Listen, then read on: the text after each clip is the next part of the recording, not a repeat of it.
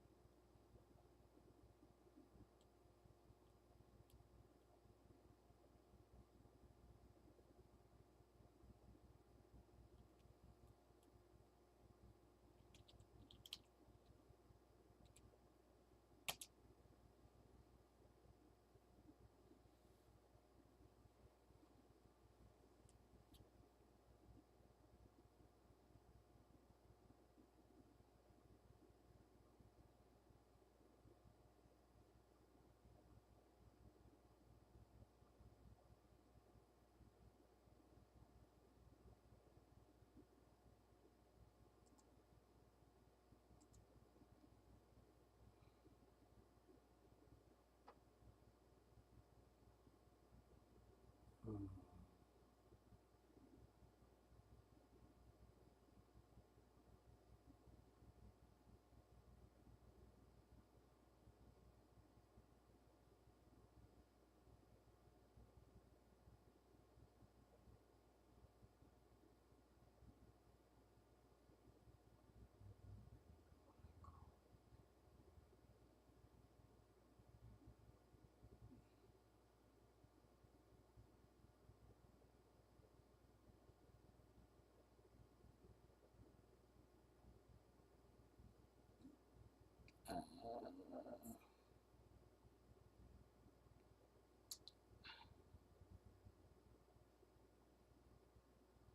Call it.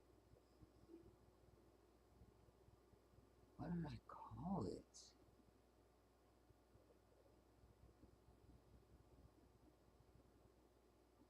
Oh, GHIJKL.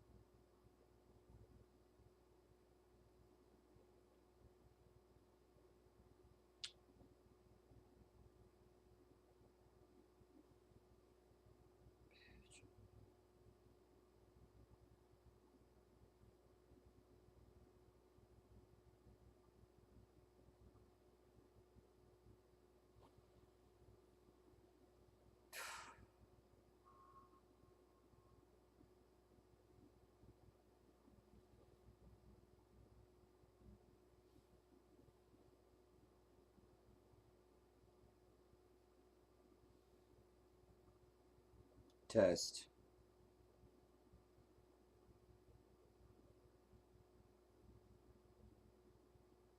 Test.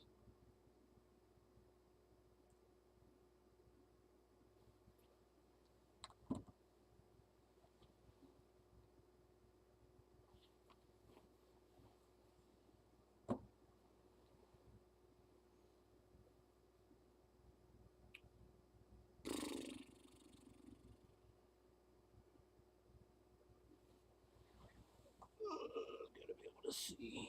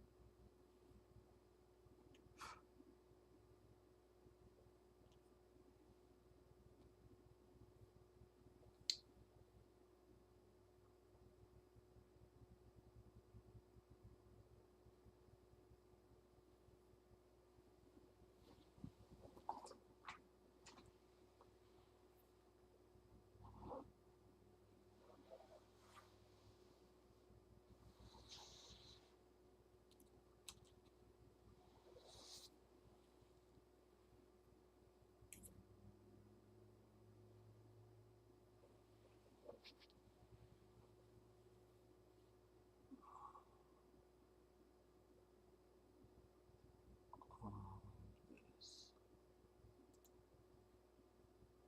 Okay, that's what we see now.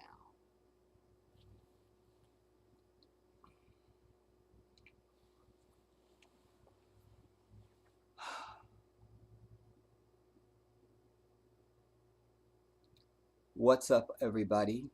This is the Jedi. Good afternoon and good evening. I really don't. I know what I want to do, but I really don't know where to begin, you guys, because uh, I'm in such a state of you got to pay attention to what's going on in the world around you. You must be informed. And so, but you also have to live life and all that that means. Hopefully, you're getting enough sound. I hope I'm sending out as much sound as I can. Let me know if you're having any sound issues. I hope I'm sending out as much sound as I can. Let me know if you're having any sound issues. This doesn't sound particularly low to me.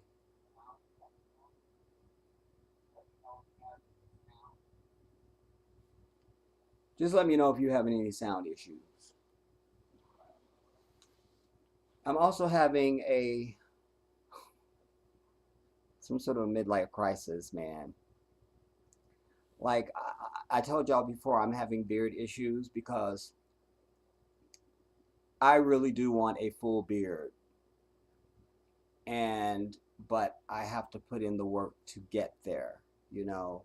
Like I see more and more brothers with these really impressive beards, and I'm like, I want that. That doesn't mean it's gonna look good on me, but I gotta try. And so I just gotta go through the scruff and the gruff right now, and then go to a barber and have him turn me to the mirror, and I tell him where I want him to edge everything up. There'll be no turning me around after you've turned me into a Frankenstein. We're not doing that. So, that's why my scruff and gruff is what it is. Wow. Um, anyway, I'm also back on my original software that's easier for me. I try to use StreamYard for you so that you can come on and have your say, and we get a chance to see your beautiful face and hear your voice, and you can proclaim your point of view with whatever passion you want and all of that. But my people are not mature enough for that. I don't understand that. Like, were you the kid that sat in class all the time you were in school and you never raised your hand? Are you that? Is that who's sitting in front of me now? Who's in front of me? That's psychotic, you know? Like, there's this one sister, I'm sure y'all know who she is. Um, what do I need to do? Uh, Ivier, I'm gonna say her name is. I struggled to get on her live one day because she does do those, and she has great participation. And I just think that people don't understand what an experience that is. But yet, y'all are some of the main ones that all you do is scroll Instagram all day looking for all the gossip. Just the no evidence of nothing, just gossip. You know, one of the reasons why I hate Twitter and I hate Instagram is because it's just short shots of stuff.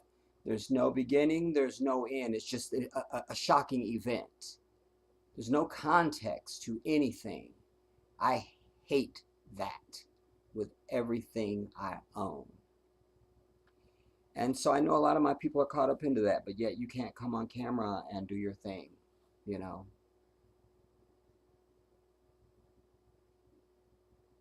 I'm just a human being that just doesn't understand certain things. I just don't. Do remember to thumbs up the stream, everybody. We are also on Jedi Africa. I would love to see this channel grow to, what are we in? August? Is this August? I don't even know. I don't know what month we're in. Just in the next 30 days, we should be at 500 subscribers on this channel. So subscribe, everybody. And I'm only mentioning it also because I do notice that there are really big channels, like people that get Gayle King and Oprah Winfrey and big name people, and they always, I see them more and more taking time to stop and show their viewers that of the people that watch them, only a certain amount are even subscribed. So it's not just me, you know I don't know what that is. Whatever. The fact of the matter is, if you're watching me, subscribe. All right? So that we can grow this channel. I also wanted to be on this channel today because I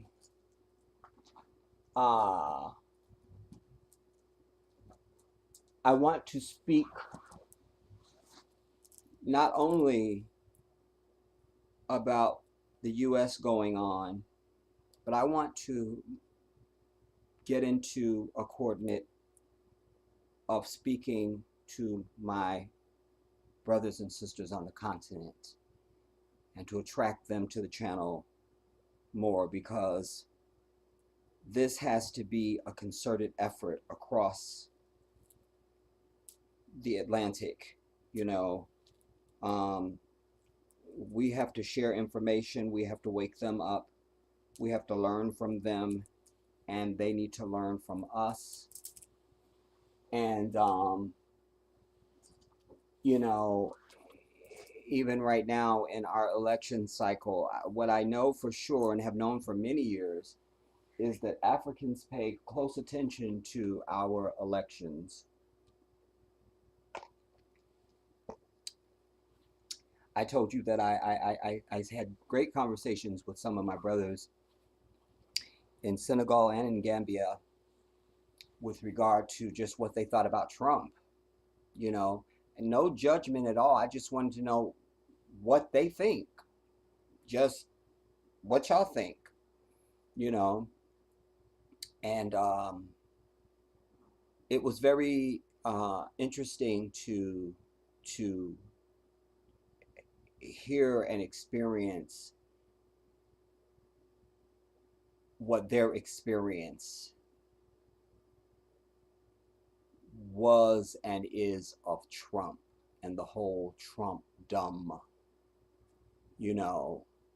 Um, I first want to say to any Africans who are listening from the continent, most of you are young, and I see a growing passion that comes with understanding because I'm one that believes that knowledge equals action. When you know that somebody stole your car, you act. Knowledge equals action. And so I see so many more of you with your frustration and your determination. And that makes me very proud, you know. I caution my brothers and sisters in Nigeria with your Japa, um, because as many of you learn, you think that the grass is greener in the UK or in the US or someplace else, and you go there and you realize that suddenly you don't have humanity anymore. Suddenly you got to have $1 million US a month practically just to live. You got to work 6 jobs and all of that. If you can network and be able to save and send something back to the continent, then that is highly admirable. Also, to especially my moderators, let me know if we're getting any technical issues, any glitching, any jumping, anything. You talk to me. You know, I can't do this without you. Um, and I don't know if I'm loving the lighting. I literally sat here with colors trying to figure out which colors would I would show up better. Um, I don't know. Then I tried the green. I couldn't figure it out. I don't know. I don't know. What I know is the garment that I'm wearing is very sheer. It's very breathable. And so it allows me to be cool. In fact, I need to turn on the air. Give me just a second.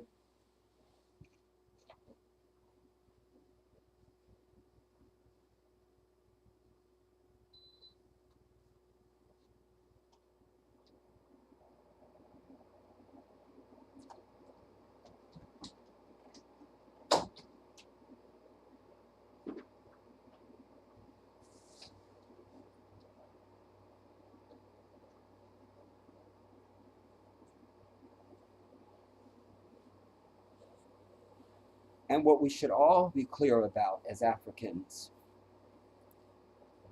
is no matter what happens in any country or any election, white people are united on the suppression of black people, particularly black people. You know, some groups they can't deny because some groups have economic power and unity and things like this. Maybe my necklace would work to help give us something.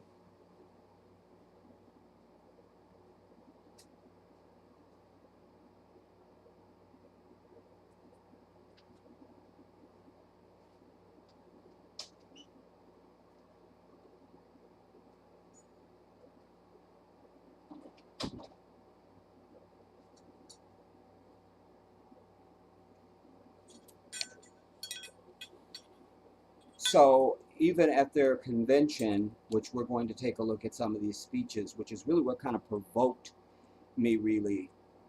Um, you know, you always have some Latina coming out and proclaiming something Spanish, and then getting some big reaction from the, you know, the Latino community that's in the crowd, you know.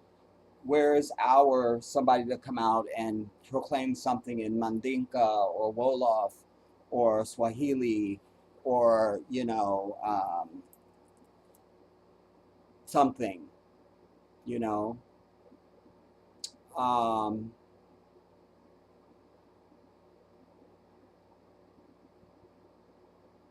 yeah, where's that at? And I was also disgusted. I'm not going to waste your time showing you the entire event because it was just too long and I don't know what nights and how many nights. But I do know that there was nothing but a parade of black people just being brought from so and so. Please welcome Representative so and so. Here comes some little 3-year old bitch out, you know, like, you know, and here comes this dude or that chick or this woman or whatever.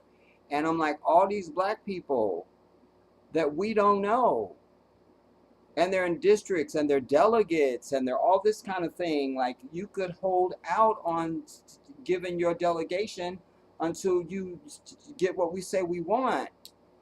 Like, we are just such a sellout ass people, man. I mean, it's sad. It's sad. It's sad. It's sad. It's sad. It's sad. What I will tell you is that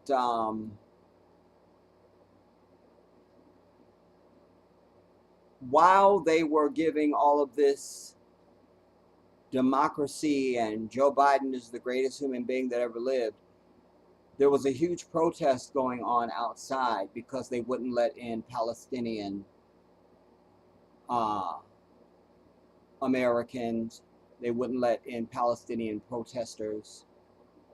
They wouldn't have a Palestinian that could up on the dais to speak, even though they had some fake me out supposed Jew that was able to go up there and speak. I don't know if they were a hostage family or something, whatever.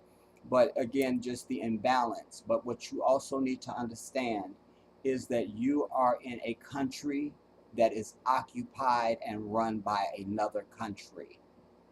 Israel is not just their ally. Israel runs this bitch.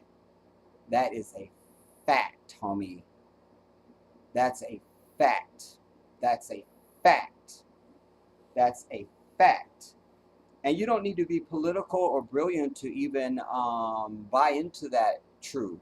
Just think if you are a man and you, every time the phone ring, it's this dude, no matter what time of day or night it is, y'all could be on vacation, you in a whole nother country, you in another city, you at your mama house, it's Thanksgiving, it's Christmas, it's the baby's birthday, whatever. But don't matter what, this dude call, your wife always answer and do and go to him for some type of reason. That's gonna be a problem at some point. Very quickly. Like, you always gotta run when this dude snap his finger. What's up with you and this dude? Oh, we just friends from college. Nah, that ain't gonna be good enough for me. That's not gonna be good enough. And that's what you have with so-called Israel being their greatest ally, although I don't know what they do for them. It seems like you give Israel everything. You know, if we're friends, then it's a mutual sacrifice. When you need, I give. When I need, you give. You know, but we're just propping them up, and they are the biggest terrorist on planet Earth. Period. It's just white people projecting their own evil on others. Nobody is more violent and savage than white people. There isn't. There isn't. You got another group that's more violent and savage than white people. Bring them before me. Bring me your evidence. I'm happy to be wrong. I'm not an oracle. I'm not a genius. Happy to be wrong. Happy to be wrong. Show me who has caused more strife and continues to cause more strife to all of humanity down through the centuries than white people. There is no one. Now, before I get myself too far off, and I think I just did something. Okay, where am I at? Okay, there I am. I need you to know this. As much as I cannot stand Sniper Fire's bitch ass, she gave the best speech of the speeches. If that had been who, if she had carried herself like that and been that, she might have been president over the Orange Puff. She really, I tell you, I'll give it over.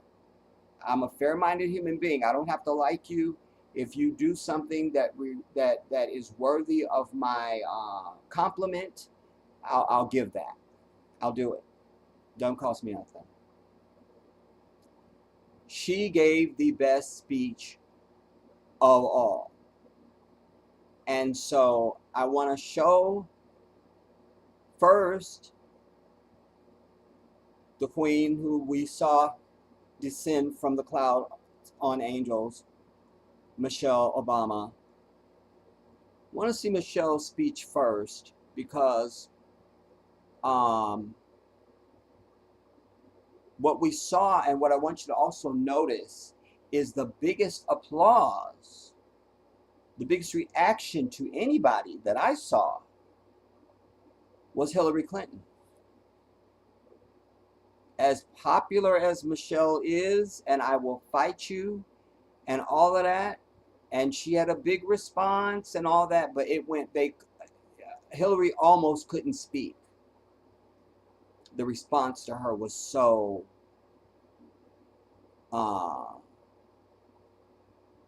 thunderous and so I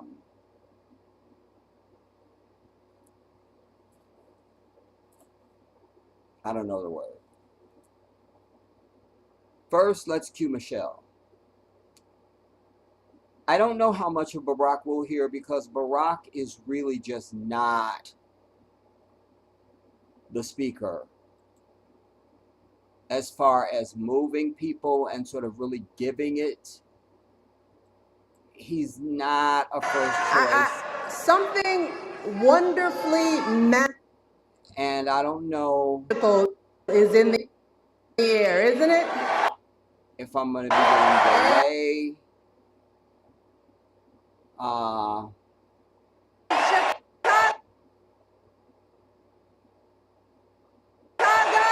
we haven't used this software in a while.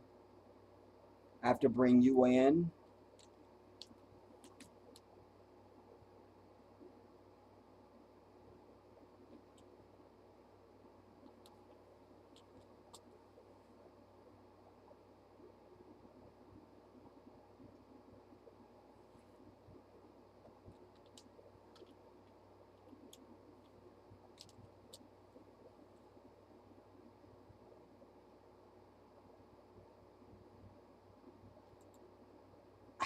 I don't know what's happening, y'all.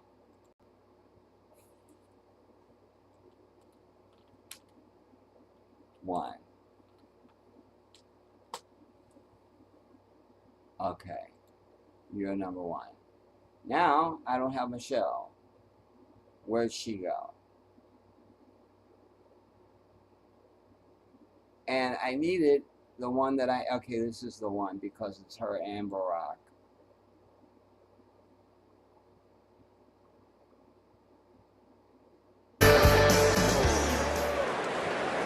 Please welcome former First Lady Michelle Obama.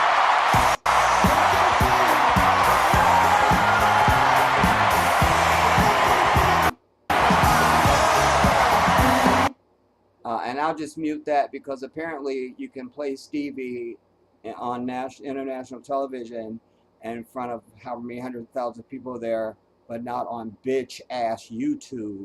Apparently, you don't know because of their selective racism.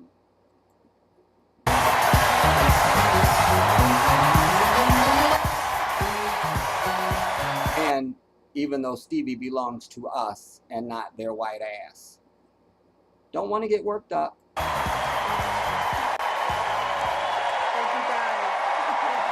Just a side note, Michelle is wearing the outfit I sent her. So that happened.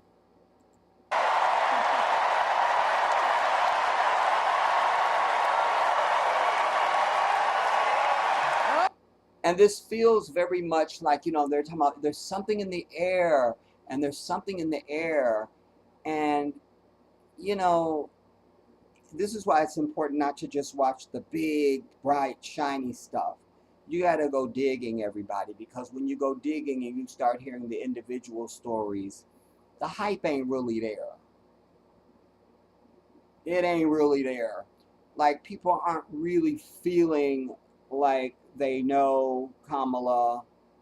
But most of all, she is tanking where she could have an immediate victory. She could give a policy speech and immediately just say, listen, day one, executive order, ceasefire, no more arms to Israel. The whole world would faint and worship her. That's all it would take. You see? But again, you're occupied by a foreign nation. That's why Benjamin Netanyahu was able to come here last week or whenever and address joint houses of Congress and get 80 standing ovations for everything. And everything Israel is sacred, and it's all sacred. They have tarnished any respect that anyone of good intention and faith would want to have about any Jewish people. I know the difference between Zionists and Orthodox. And I defend Orthodox because I tell you they're some of the kindest people you would ever meet. They follow Torah. They're not into this whole Zionism bullshit. And it's fakery. It has nothing to do with Judaism at all. You can't be a Zionist and be a Jew. That's like jumbo shrimp. You can't have that. But it's very challenging. Very challenging, you know. And I liken it to the same issue that I had with the gay people. You know, like nobody really cared. You know, okay, they were teased, you know, growing up and stuff like that, and you knew somebody at your school or something like that. It was nothing. It was, you know, but then they just wanted just to be left alone. Then they were left alone. Then all of a sudden you were in our face. Now we hate you. Now we don't like you. First we weren't really checking for you. Now we don't like you. And the sight of you makes me puke. That's how people feel now. Because you are trying to visit and force something upon people against their will that they don't agree with. Let's hear Michelle. Okay. We got a big night ahead. Last thing I'll say and I'll shut up, I promise. But y'all know I love any excuse to talk about Michelle Obama. And it's never lost on me, and I try to communicate this to brothers. When you have a woman who echoes you, which is very difficult to find anyway, so don't look for perfection, but when you have a woman who can stand before the entire world and be this graceful and beautiful and intelligent and informed and strong, You hit the jackpot, homie. And oh, by the way, she's tall. And oh, by the way, she's beautiful. Like, that's the jackpot right there, dude. Like, even Barack, when he comes out, he goes, and I'm the only person stupid enough to follow Michelle Obama. You know. All right, shut up, Jedi. And let me start seeing who's here.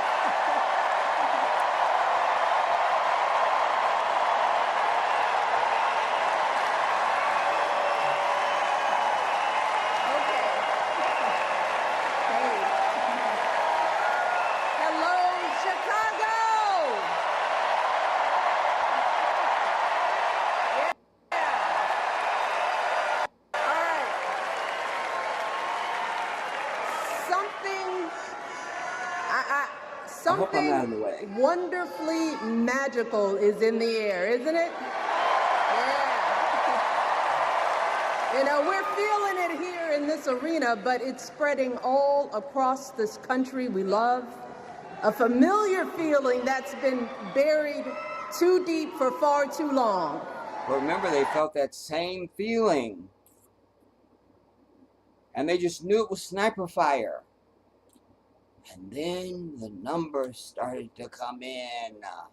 And oh my God, it was not sniper fire. It was the orange puff. So be very careful. You know what I'm talking about. It's the contagious power of hope. The anticipation, the energy, the exhilaration of once again being on the cusp of a brighter day. The chance to vanquish the demons of fear, division, and hate that have consumed us and continue pursuing the unfinished promise of this great nation, the dream that our parents and grandparents fought and died and sacrificed for. America, hope is making a comeback.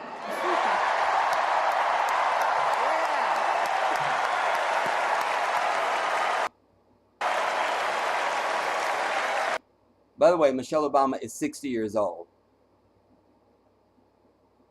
Like, reflect on that. But, to be honest, I am realizing that until recently, I have mourned the dimming of that hope. And maybe you've experienced the same feelings. Is that deep pit in my stomach, a palpable sense of dread about the future. And for me, that mourning has also been mixed with my own personal grief. The last time I was here in my hometown was to memorialize my mother, the woman who showed me the meaning of hard work and humility. Yeah, I never got a chance to do a video about the passing of her mother, you know. And that was personal for me because my mother's name was Mary. Her mother's, and my mama gave birth to me on the south side of Chicago. And her mother's name was Miriam.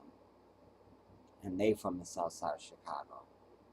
And Michelle Obama, if I show you a picture of my sister Jamila, lying whore, she looks like my sister Jamila. Like, I just know we're related to her family. It's not even a question. And decency, the woman who set my moral compass high and showed me the power of my own voice. Folks,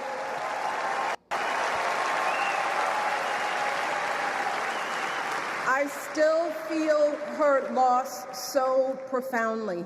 Yes. I wasn't even sure if I'd be steady enough to stand before you tonight, but my heart compelled me to be here because of the sense of duty that I feel to honor her memory and to remind us all not to squander the sacrifices our elders made to give us a better future. You see, my mom, in her steady, quiet way, lived out that striving sense of hope every single day of her life. She believed that all children, all people have value, that anyone can succeed if given the opportunity. She and my father didn't aspire to be wealthy. In fact, they were suspicious of folks who took more than they needed. They understood that it wasn't enough for their kids to thrive if everyone else around us was drowning. So my mother volunteered at the local school. She always looked out for the other kids on the block. She was glad to do the thankless, unglamorous work that for generations has strengthened the fabric of this nation. The belief that if you do unto others, if you love thy neighbor, if you work and scrape and sacrifice, it will pay off. If not for you, then maybe for your children or your grandchildren. You see, those values have been passed on through family farms and factory towns, through tree-lined streets and crowded tenements, through prayer groups and National Guard units and social studies classrooms.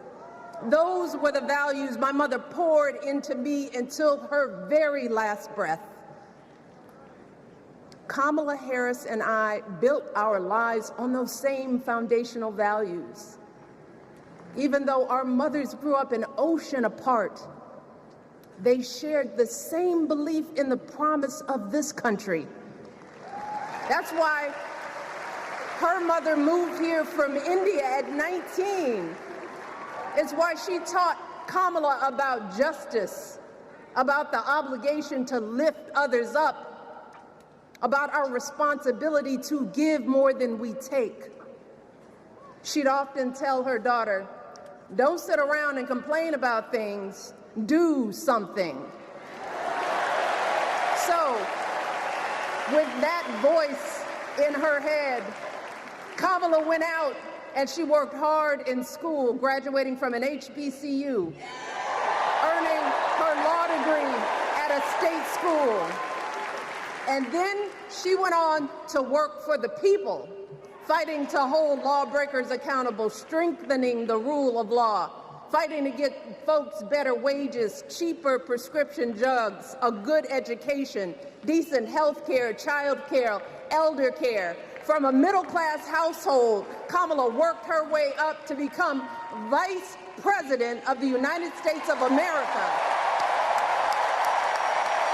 My girl, Kamala Harris, is more than ready for this moment. She is one of the most qualified people ever to seek the office of the presidency. And she is one of the most dignified. A tribute to her mother, to my mother, and to your mother too. The embodiment of the stories we tell ourselves about this country. Her story is your story. It's my story. It's the story of the vast majority of Americans trying to build a better life. Look, Kamala knows, like we do, that regardless of where you come from, what you look like, who you love, how you worship, or what's in your bank account, we all deserve the opportunity to build a decent life. All of our contributions deserve to be accepted and valued. Because no one has a monopoly on what it means to be an American. No one.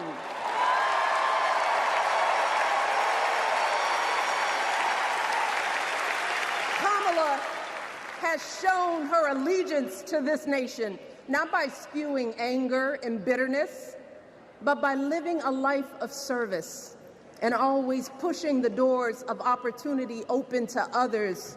She understands that most of us will never be afforded the grace of failing forward. We will never benefit from the affirmative action of generational wealth.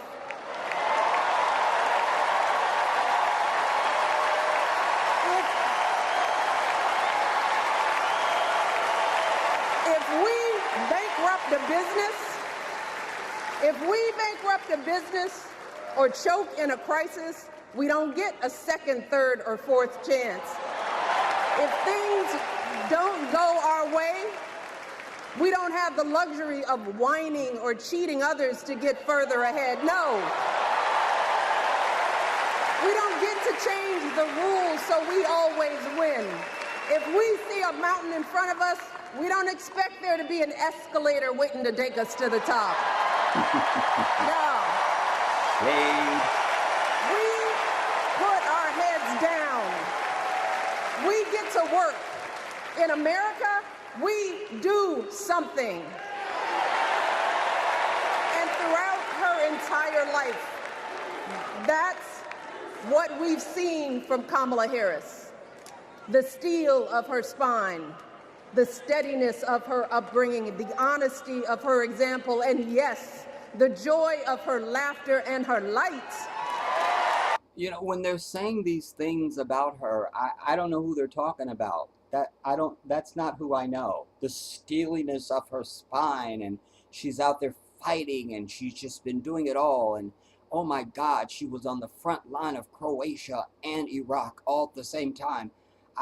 That's not my experience with her. Like,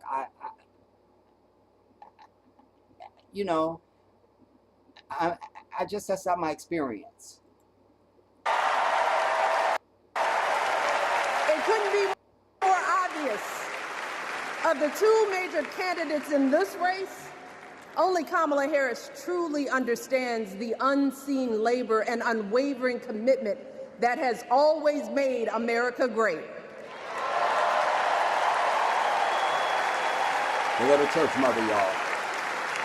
Now, unfortunately, we know what comes next. We know folks are going to do everything they can to distort her truth. My husband and I sadly know a little something about this. For years, Donald Trump did everything in his power to try to make people fear us.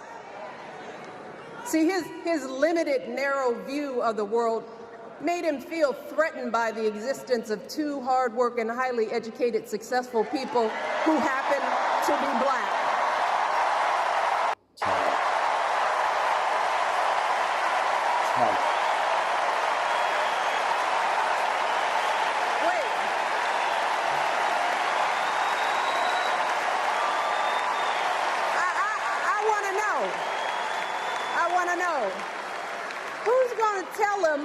Who's going to tell him that the job he's currently seeking might just be one of those black jobs?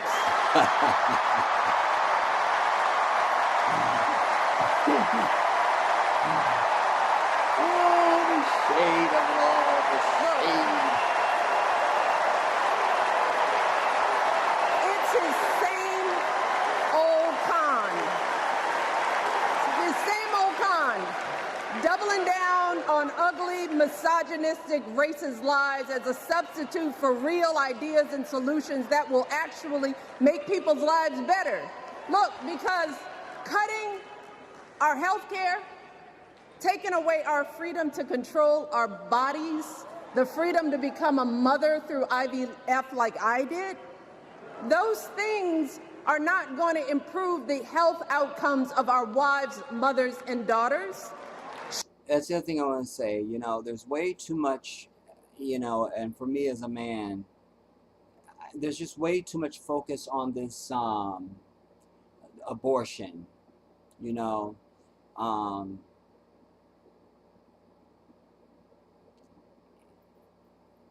You know, it's too much focus on that for me. I'm hearing it too much. It's a separate issue. I don't really consider it an issue for me as a man, you know, all like that. I do understand it for women, but I come down on the side of emergency, you know, oh my God, the mother, we could lose the mother, we have to abort the child, we have to. I'm here for that. Or there was incest, or there was rape or something like that. I'm just over um, just abortions because you somehow just decided you're not ready. You know, you laid down, you did the deed, you know this leads to a baby, and then now you don't want to have it. I don't really feel sorry for you. You need to have the baby. You played the chip. That's the game you get. That's what you get. That's just what you get. And I'm also over all of the treatment that is being given to women in these Planned Parenthood establishments, because in my own lifetime, like all my girlfriends have been nice sized females, man. The thickest girl I had was Lavon. But Lavon was an athlete too. She ran track. She had a nice booty. She had, I mean, she was put together right though, and and I don't even know if she would even really be considered by today's standard even really thick, really like that. But what I'm trying to get to say is that something has happened over my lifetime where black women are becoming bigger and bigger and bigger. And I don't find that attractive for me, just me. You know, I, I applaud and I celebrate the brothers that really are into sisters like that and all of that. God bless them, because those sisters deserve to have men. But it's become a norm. It's not like, oh, I seen this thick sister today. Man, you should have seen her. She was just like, wow, and blah, blah, blah, blah. That it used to be like that was, you saw it and you remembered it. Now it's all day, every day. Everybody is just big. 10, 11-year-old girls have breasts so big that it's just like, it's too much, man. Like, at some point you just want the type of woman you can just run along the beach with and kind of be a little bit athletic, and it's just something's being done.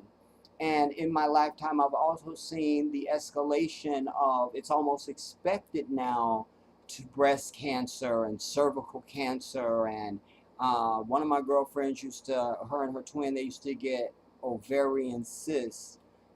And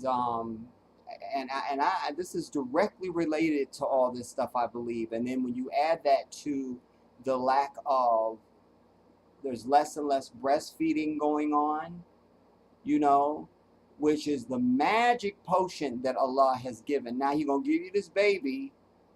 You don't know you're a first time mama, you don't know what to do. Care how many grandmamas and 18 of them, they telling you today, this is how you're supposed to do the baby, this is how you're supposed to hold the baby, pat the baby, put him on his stomach, do this and the third. And they have all those old remedies. But this magic elixir that Allah has filled your breast with is the gift of life for a child, for everything from disease to its intellectual growth and development, to its physical growth and development. Everything about this milk is for this child. And I'm sick and tired of more and more of our women not breastfeeding. As a man, that pisses me off, because I care about us as a culture. What's good for all of us. We got to make better babies in order to make better human beings, and all this prenatal and all this. And I mean, the black woman is the first woman to give birth to anybody. And there wasn't all this prenatal anything. And even now in Africa, women may have a doula, or they have other family members that come and they squat and have the baby, and it's over. We're done. You feel me? We done. but they putting you on your back with your legs up. This is the exact not way to be having a baby. Everything that I've learned and studied is that's not it. You're supposed to squat and have that damn baby. It's so many things, man, but go on, Michelle. Shutting down the Department of Education, banning our books, none of that will prepare our kids for the future. Demonizing our children for being who they are and loving who they love. Look, that also is getting on my nerve. This loving who you love. Because love is something that most of humanity, except me, does not have any clue of what love is. Infatuation, what's the other one? Lust, curiosity, things like that. Those all come into play as a natural sort of, rite of passage of becoming a human being, becoming an adult. I get it. But don't give me love who you choose to love, because most people don't know what love is. You don't fall in love. The greatest relationships is ones that start out with none of that. It's I know you, you know me, we have a good rapport. I get to care about you more and more. Eventually, now just sort of hyperspacing it for you, it becomes a point where you would do anything for that person. You would give them a kidney, you would give them a liver, you would die for them, you would throw yourself from a plane. Their happiness means more to you than your own.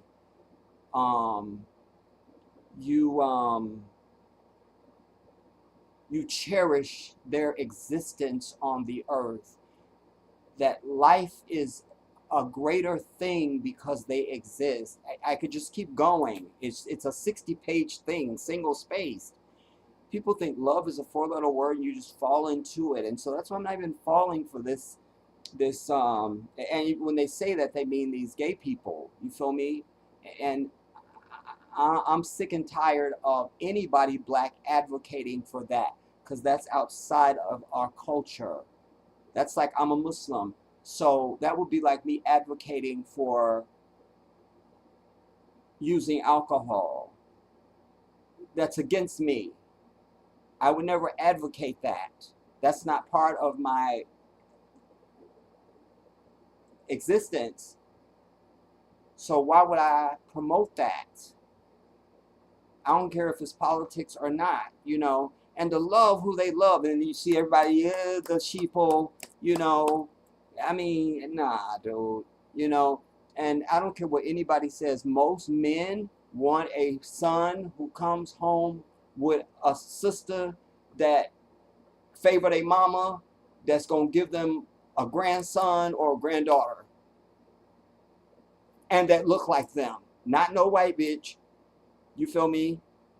It's natural it's one of the gifts of life to have your child just randomly be someplace and you say, honey, boy or girl, and they turn around and you see your own face. That's divine. But all those mixed up ass kids now, some kid turn around, don't look nothing like you.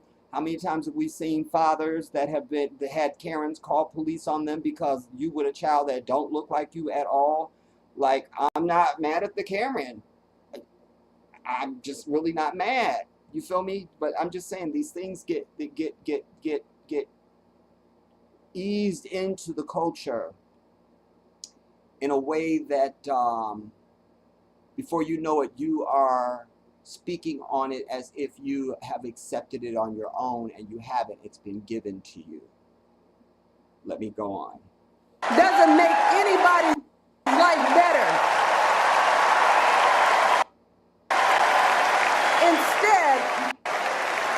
Instead, it only makes us small.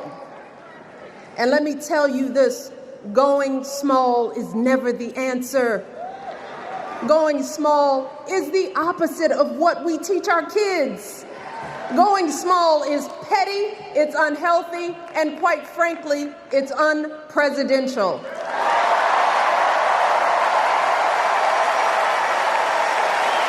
So, why would any of us accept this from anyone seeking our highest office? Why would we normalize that type of backward leadership? Doing so only demeans and cheapens our politics. It only serves to further discourage good, big-hearted people from wanting to get involved at all. America, our parents taught us better than that, and we deserve so much better than that. That's why we must do everything in our power to elect two of those good, big-hearted people. There is no other choice than Kamala Harris and Tim Walz. No other choice.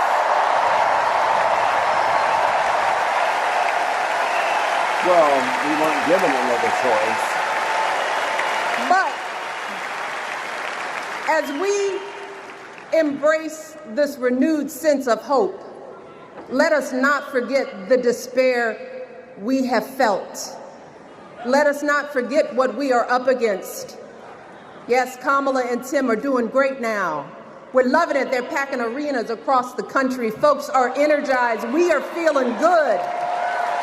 But remember, there are still so many people who are desperate for a different outcome, who are ready to question and criticize every move Kamala makes, who are eager to spread those lies, who don't want to vote for a woman, who will continue to prioritize building their wealth over ensuring that everyone has enough.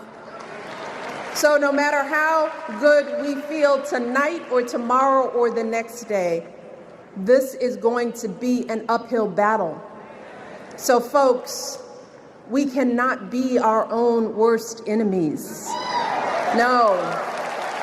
See, because the minute something goes wrong, the minute a lie takes hold, folks, we cannot start wringing our hands. We cannot get a Goldilocks complex about whether everything is just right. And we cannot indulge our anxieties about whether this country will elect someone like Kamala instead of doing everything we can to get someone like Kamala elected.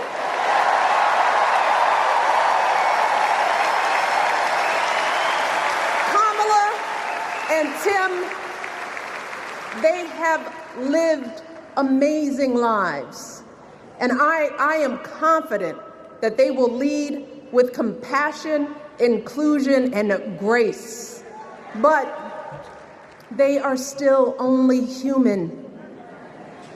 They are not perfect. And like all of us, they will make mistakes.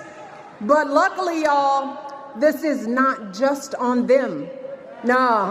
This is up to us, all of us, to be the solution that we seek. It's up to all of us to be the antidote to the darkness and division. Look, I don't care how you identify politically, whether you're Democrat, Republican, Independent, or none of the above. This is our time to stand up for what we know in our hearts is right.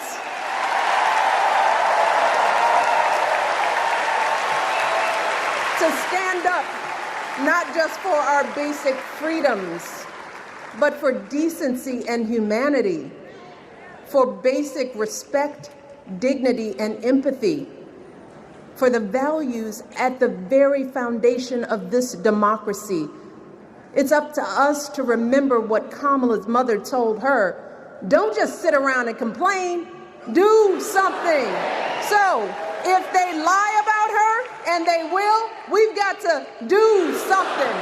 If we see a bad poll, and we will, we got to put down that phone and do something. If we start feeling tired, if we start feeling that dread creeping back in, we got to pick ourselves up, throw water on our face, and what? Do something. have 2.5 months, y'all, to get this done.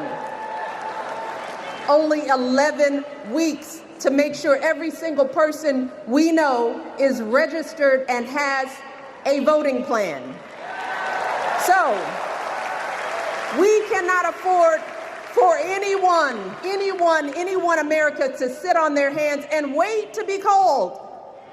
Don't complain if no one from the campaign has specifically reached out to you to ask you for your support.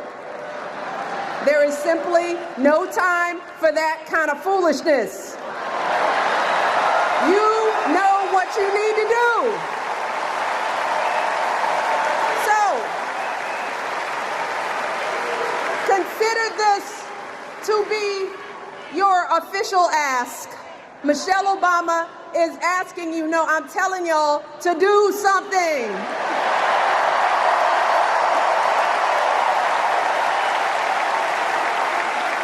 Because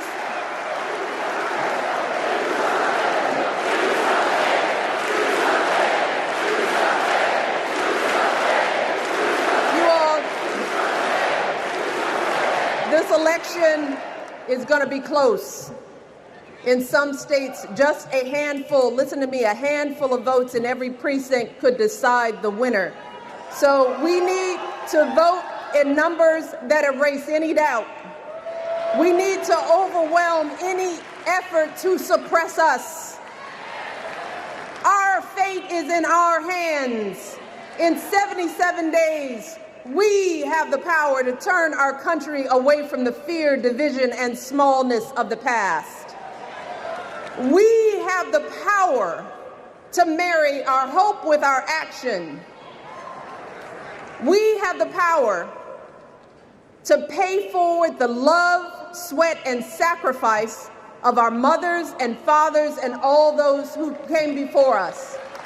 We did it before, y'all, and we sure can do it again. Let us work like our lives depend on it. And let us keep moving our country forward and go higher, yes, always higher than we've ever gone before as we elect the next president and vice president of the United States, Kamala Harris and Tim Walz. Thank you all. God bless.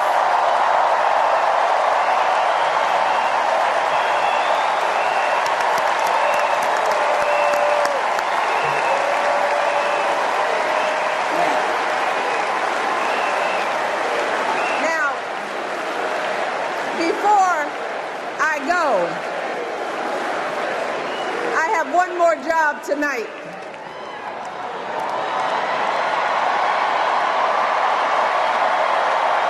Yeah, one more job. You all, thank you for all the love, but it is now my honor to introduce somebody who knows a whole lot about hope. Someone who has spent his life strengthening our democracy, and let me tell you, as someone who lives with him, he wakes up every day, and thinks about what's best for this country. Please welcome America's 44th president and the love of my life, Barack Obama.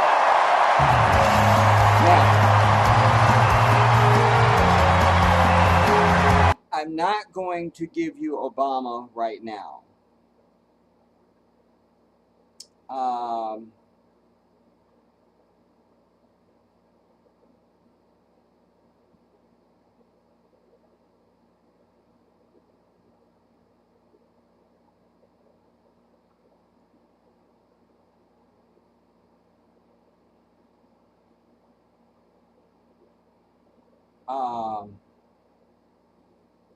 Because it's important to contrast that to sniper fire.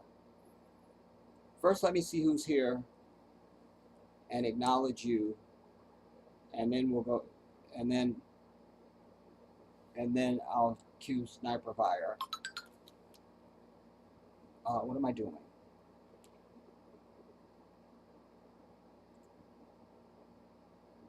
I mean, but I was like, why couldn't you have done that instead of trying to be something you're not. Like, I'm like, that's the president right there.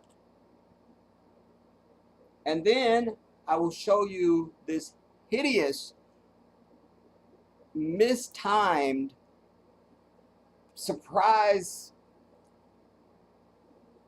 appearance by Kamala. And I love that song with Beyonce and Kendrick Lamar. Freedom, freedom, come on home. Freedom, freedom, I can't win. I break chains all by myself. I love that song, man. I feel like I'm ready to, I feel like a revolution. You feel me when I hear that? You don't need to be walking out on that. So my people are calling Beyonce now. I wasn't supposed to announce this, but my people are actually calling Beyonce's people now. And there's some things there's some things that I can't get into.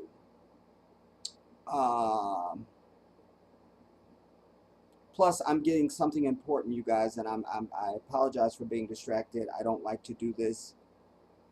Um,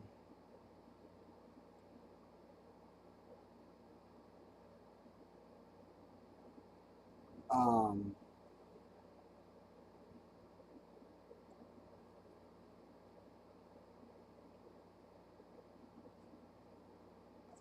and I hate when stuff requires me to think.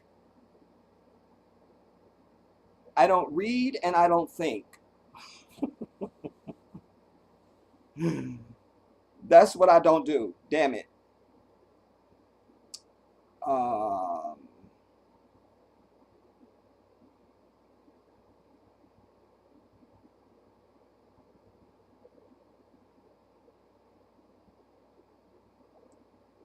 no.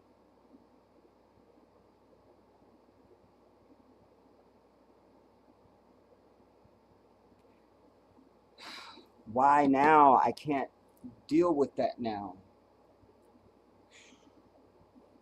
Damn it. My life, my life, my life, my life. Okay, now this isn't rolling. Okay, first shout out to Allison Bleb. Big shout out to you, Allison.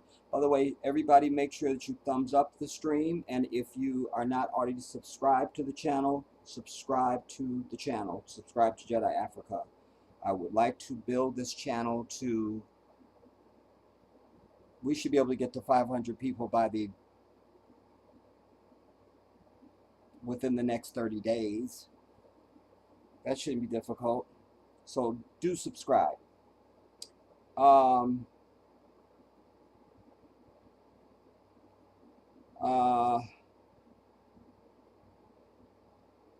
Black Beauty, always a big shout out to you.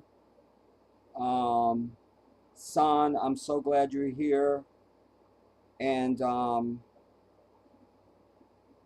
sorry about all your recent misfortune. Y'all been going through it, man. But I'm glad you're here. Cheryl Bryant, a big shout out to you, Queen. With your foundational black ass. But you still won't send me your address though. So I mean, obviously it's a problem though. I mean, but it's obviously a problem. But it's obviously because you could have texted me your address, and I haven't gotten it, so I'm not really understanding.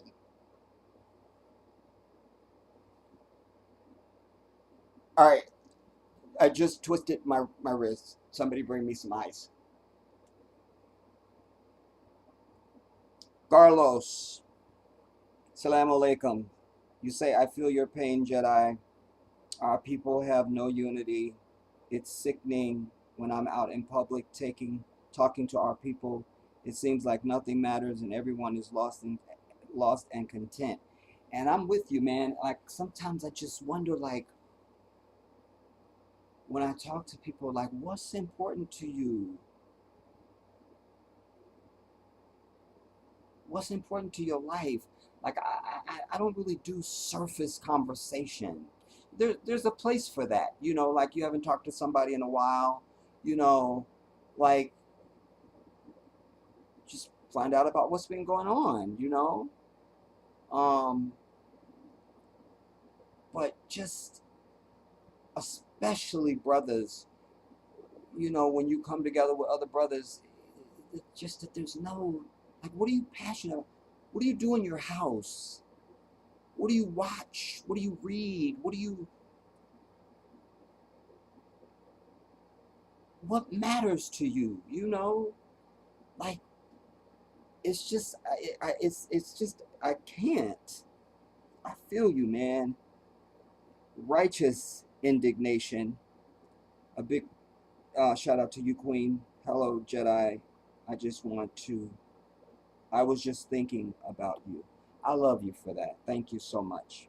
That means a lot when you tell someone, when someone says they were thinking about you.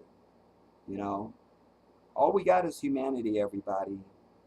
You're going to live once. It's one of my gripes with my family.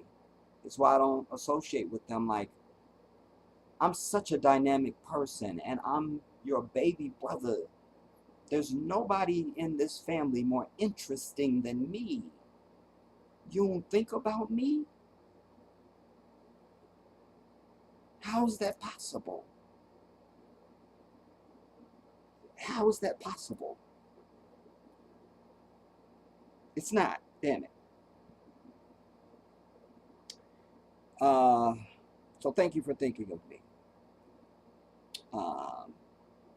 San is shouting out Cheryl and Allison. Cheryl to San, and Righteous is also greeting you ladies. And let's see. Cheryl, you say, I saw the demonic, or the Democratic convention last night. Like I said, I didn't see the whole thing. I just saw what I felt like I needed to see. I don't know how many nights it's supposed to go or anything like that. I don't know, y'all. I don't know. Yeah, I just don't know.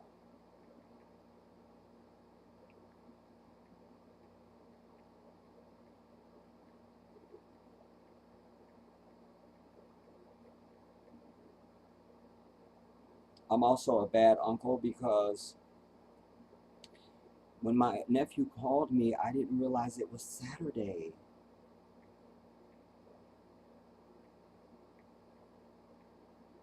I just didn't.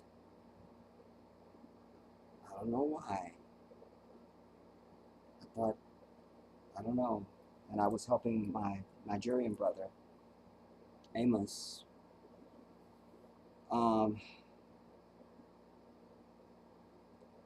Anyway,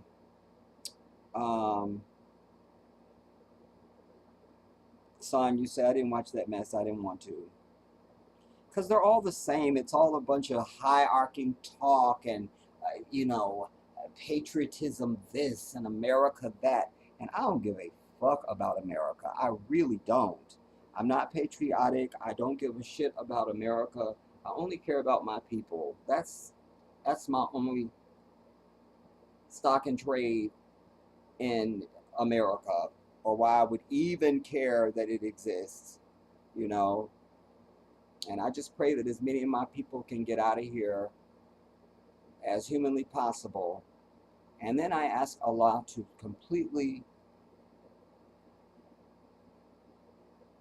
eviscerate and exterminate this place from existence forever. It is the seat of evil.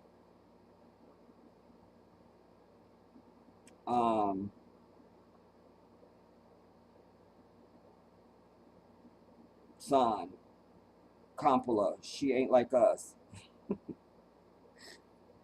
You say Michelle just said it. Her mother is Indian. There it is. You know? And we wouldn't have been mad, but don't come off like you trying to wear Timbs and You went to Howard, just like I'm an Indian. You know, people mistake me as black. My father was Jamaican, um, but I basically just, there's so many ways you could explain how you flow, you know, and now don't pop up like you black. And you've already said to us, and it's never going to be unheard when you said, if you think I'm gonna sit here and say I'm gonna do something specifically for black folks, I can't tell you that. Well, I can't vote for you, bitch. So we just keep in the same energy. You feel me? I still maintain Trump will win. Watch. Watch, watch, watch, watch, watch. Watch. Watch. And I will come back and do my I told you so video. Righteous. The front line of Croatia and Iraq.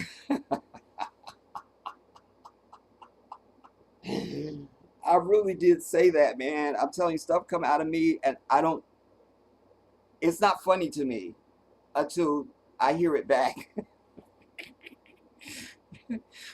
That's why usually when I'm in rooms, especially when I was with my family, people are just dying and I'm not. Like, I just mean the shit I'm saying. Till you hear it back. Like the first time somebody said to me, I lost a tooth, it murdered me. And I say that all the time, but it doesn't kill me. It just killed me to it killed me to hear somebody else saying it back. Like,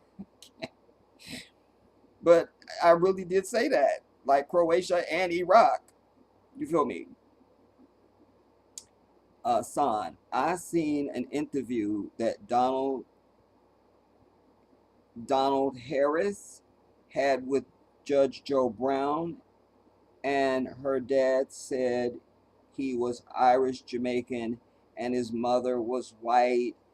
He said he's not a black at all. I've heard something Irish, so I'm glad you bring that because I've heard something Irish, just white folks. Because that's the first thing they run to, especially if there's too much heat, if there's too many black people around them, and you getting too black for them. I'm actually Irish, bitch. You white. So what that mean? I'm from Southside Chicago, but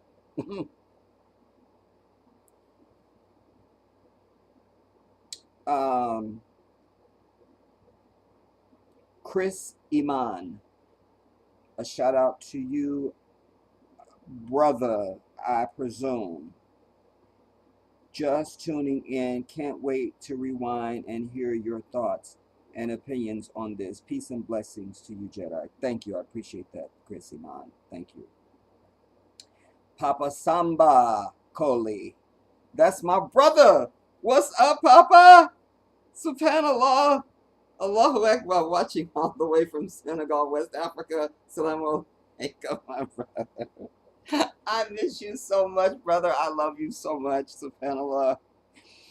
Forgive me my faults, brother. May Allah give you the understanding of my intention and my heart. Ameen. I'm so glad to see you. I'm so glad to see you, brother. My love is eternal.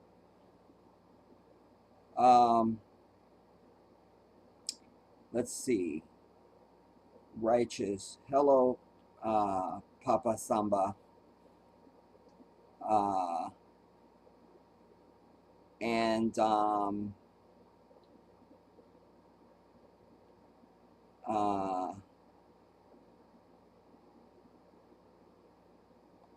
Allison, Kamala's father is an Indian. I've met many Indian Caribbean people. They came over there. They came over when Britain colonized India. Remember, and Indian folks don't like us.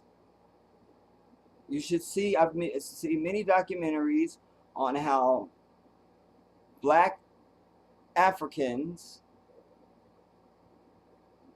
I almost want to say black Indians, but I guess they're also African. are treated in India, man. Like, I'm over all these people, dude. If you ain't black, I don't got shit to do with you. I'm just over you.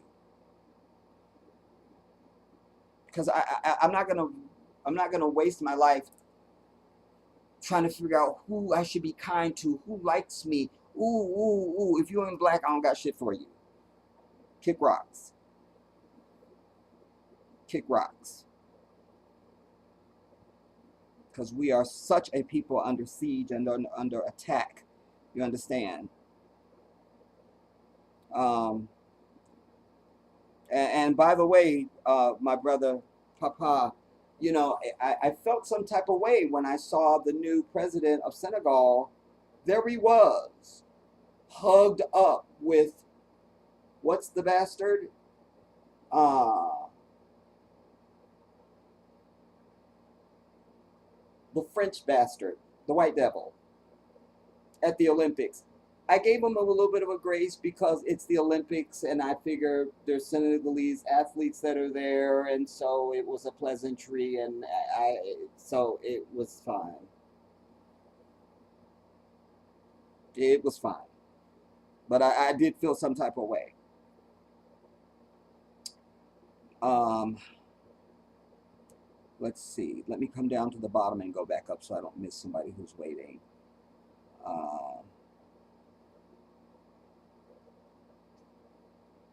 Sweet D, shout out to you. Yes, Chris. Irish, just white, folks. That's it. That's all that is.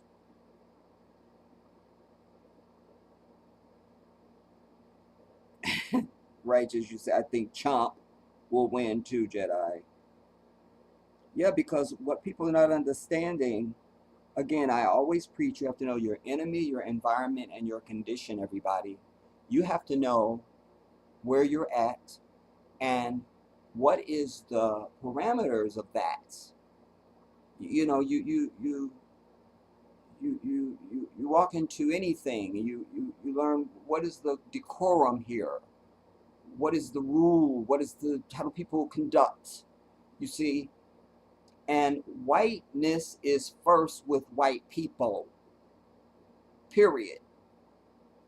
And I don't give a damn about the economy and policy. None of that matters.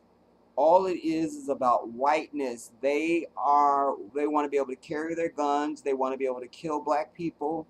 They love that stand your ground bullshit they had in Florida. And because they are a timid, pathetic people who are afraid of their own shadow.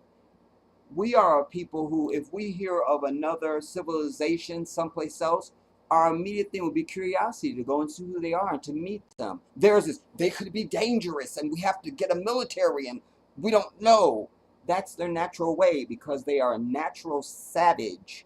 Do you understand?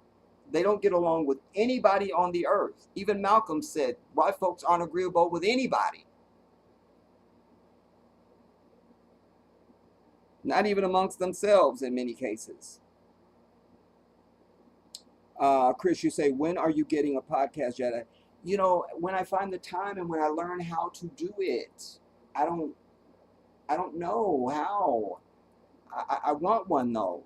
You know, I need more freedom to be able to say what I want to say, how I want to say it, I need to be able to play, you know, clips and music and be able to really express and to be able to give all of how I'm able to tell a story or to present anything, you know. So I'm very interested in that. Very interested. Very. Um, Here you go, Cheryl. Jedi, you are a foundational. You can be foundational, Cheryl, but don't start assigning that foundational crap to me. Because as I've said to you, for any claim you make, you must bring your evidence. So what's my origin story? Did I out of a puff of dust, that's it, I'm foundational. There, I fixed it. You got to have an argument. It's this trendy language now.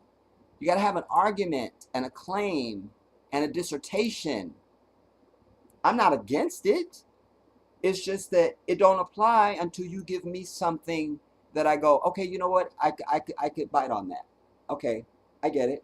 I get it. I get it. I get it. I always tell you, I'm happy to be wrong. This is one of the paths to brilliance with anything. You got to be willing to be wrong. You don't just hold a point of view just to be right. I'm not giving in. I'm right. I'm happy to be wrong on anything, because now once I'm corrected, now I'm right on that. So I'm even more brilliant. You see? So present your evidence. We got to get to sniper fire.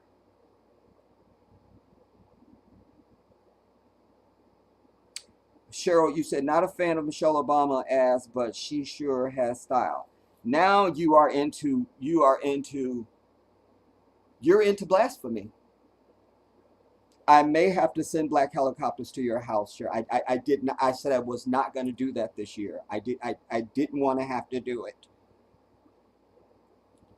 Iman, Michelle's orator skills are that of her husband, if not better. This sister is sharper than attack. I think she's a better orator than Barack. They're both very gifted speakers, but Michelle his is more tight, you know, and corporate. Michelle speak, that's just Michelle. You know, the sister from around the way, you know, highly educated, but can tell a story and can reach you without using language that's so hierarching that it doesn't connect to the average person. Michelle has that. She's a better speaker. She's a better, in my view. We got to get to sniper fire.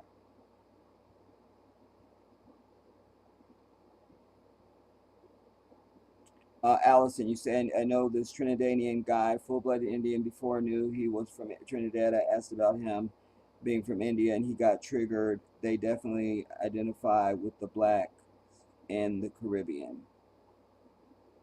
Yeah, Trinidadians, they, as far as I know, they don't have no problem understanding.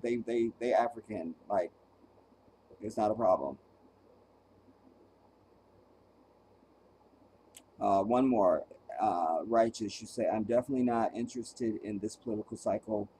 Fuck it, let the chips fall where they may, because they're going to do that anyway, because it's ultimately it's what Israel says anyway.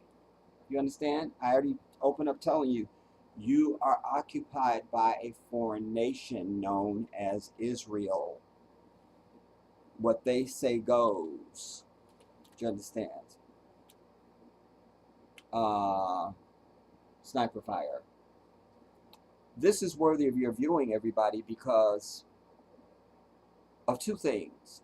All this, ooh, something's in the air, it's magic, and all of that. And remember, just a few years ago, it was her ass, and it wasn't. You're one.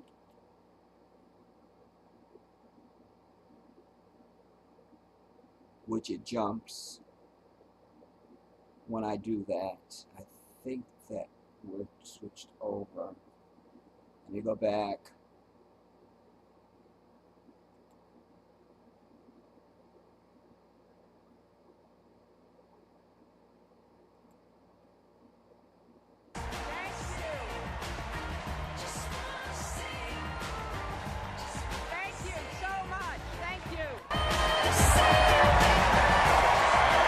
I mean, they yelled for like 2 minutes.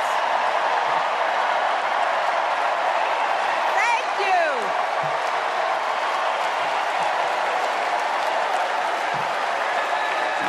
Thank you all so much.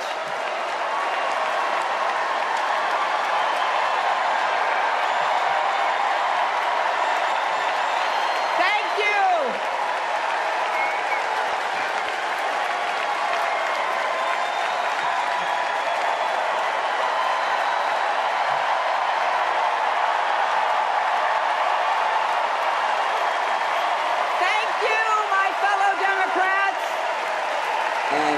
Here's the poetic justice for me. Fellow Americans. She was such the heir apparent. She just knew she was, come on. Thank you so much. Stop. No. That's it. Thank you all. Damn. First time she runs for president, a black man runs right past her white ass. She couldn't win. She came in third in Iowa even. Now, isn't it ironic that a could possibly at least wannabe fake me out black woman, when she was talking about the however many million cracks in the ceiling and all the nonsense, and wouldn't it just be poetic that now a non-white woman runs right past her ass and becomes the president? You just can't stop that black excellence. You just can't do it. You just can't do it. You just can't do it. Listen, but this is also foretelling and foreboding, because I've not been polled. I was a precinct captain for Barack Obama's first campaign. My phone hasn't rang once to say, who do you support for president, or kick rocks, or we have your bribe money in a suitcase outside your door. I mean, I just haven't heard anything. And while they say Trump has nothing, he has whiteness. Whiteness is more important to these people than anything. Go on Comedy Central and watch them interview, go to Trump rallies and just interview people that are there at his rallies. They don't know nothing about nothing. They're fat, lard ass, some of the most unattractive white people that have ever existed on the planet. They don't know shit about politics. They can't even spell, but it's all about Trump for them. Because it's about whiteness for these people. And they had to deal with 8 years of a black man not making a single mistake. Well, there was the tan suit. They tried to make a big deal of that. And the mom jeans. But, oh my God, that was our biggest scandal. And then they had to look at this 5'11", not in heels, this 5'11" statue, perfect black woman whose beauty stunned all of humanity. And then these beautiful girls. And it just felt like they could run this whole country. Damn it, we got to stop the niggers. So it's all about Trump for them. It's all about Trump. So it's all about whiteness for them. It's about the future of whiteness for white people, not policy and all this other stuff. Because really, when you think about it, in these small towns and blue collar towns and all that kind of stuff, it's good old boy. They get jobs, and even if they're unemployed, they're going to get more unemployment than you would if you black and unemployed. And if they happen to be disabled and get Social Security, they're going to get more than you and I would get. And I secretly think that white people get money anyway. Something in my being says they get money some type of way. Every time I hear about a Nigerian like this, I have my nephew dying. How does bitch have $49,000 to be scammed out of? She's 80 or 90 something. How do you have that? How do you have that? How do you have that? And they gave her background. She never worked a corporate job. She was a stay-at-home mom. Her husband left her early on, so she raised the girls and she just had menial jobs. Bitch, how do you have this money? So I think they get money, dude. I think white people get money. They get money. Plus, it's all kinds of rules and laws and stuff that are still on the books that are valid, that you and I don't know about, that are from the days of old, that are from slavery. Remember, they compensated all of the slave holders because they lost their property. They need reparations now. I think there's money, man. Just like the native tribes justifiably get money, I think white people get money some type of way. I got no evidence for that. That's just my own personal view. They get money. But here's sniper fire. This is a president, everybody. Now I want you to contrast this to Michelle, and then I will bring out the cackling whore. Go.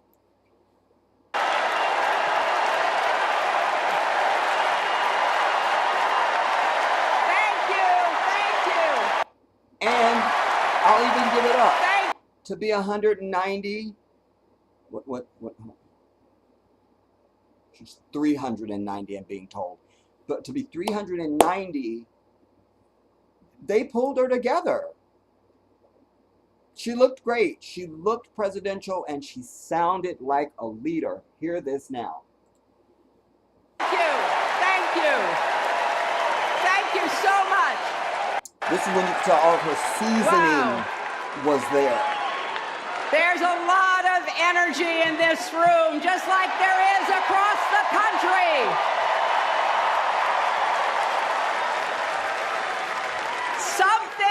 Something is happening in America. They keep saying that. You can feel it. Until the night of the results. Remember, go watch Michael Moore's documentary. I can't remember the name of it. It opens up with the crowd, and he's showing the clips of the media, and they're laughing, ha ha, kiki. Trump could never win. They already had this, whatever state her acceptance speech was supposed to be in. It literally was a glass building with a glass ceiling and all. That's where she was supposed to accept that she was winning and all this. And then the numbers started coming in, and suddenly people were in tears. It's not over until the fat lady sings, and the bitch has not got out of bed yet. Understand that. Let's go on. But I want you to see this. I want you to evaluate her now differently from now 2016 to now, and see what your imprint. How does she imprint you now? Does she feel like, wait, that bitch is the president?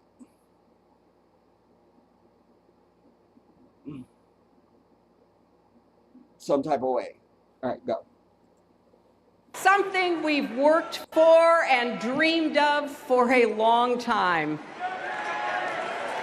First, though, let's salute President Biden.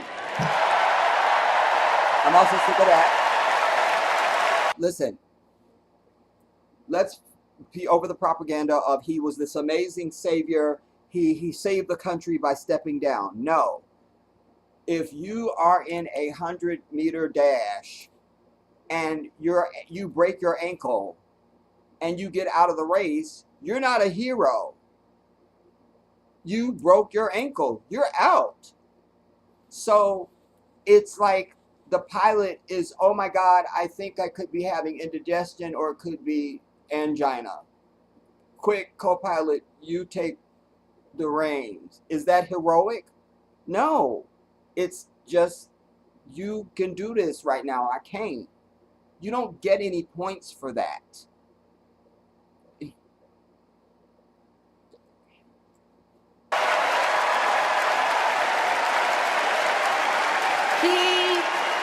He has been. There's Nancy Pelosi. We do have carbon dating on her. She is 560,000 years old, Nancy Pelosi. We have the carbon dating. Have it. Have it. Democracy's champion at home and abroad. He brought dignity, decency, and confidence back to the White House. And she knows how to give a political speech, how to and he dynamics. Showed what it means to be a true patriot. Can't stand her ass. Thank you, Joe Biden, for your lifetime of service and leadership. Gotta give credit where credit is due. I'll give it over.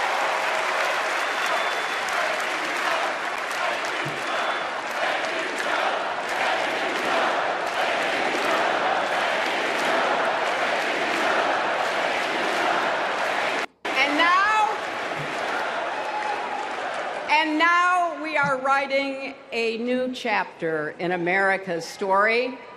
You know, my mother Dorothy was born right here in Chicago before women had the right to vote. That changed 104 years ago yesterday. Think about it. Tennessee became the final state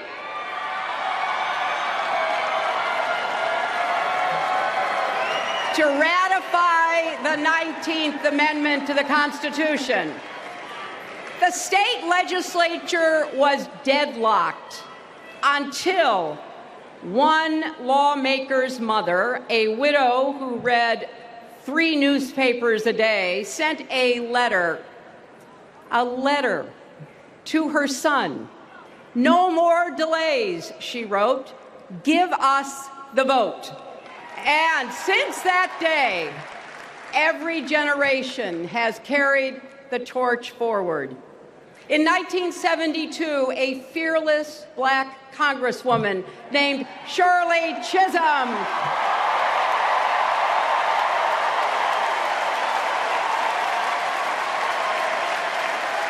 she ran for president. And her determination let me and millions of others dream bigger, not just because of who she was, but because of who she fought for. Working parents, poor children, the last, the least, and the lost. In 1984, I brought my daughter to see Geraldine Ferraro, the first woman nominated for vice president. If we can do this, Jerry said, we can do anything. And then there was 2016, when it was the honor of my life to accept our party's nomination for president.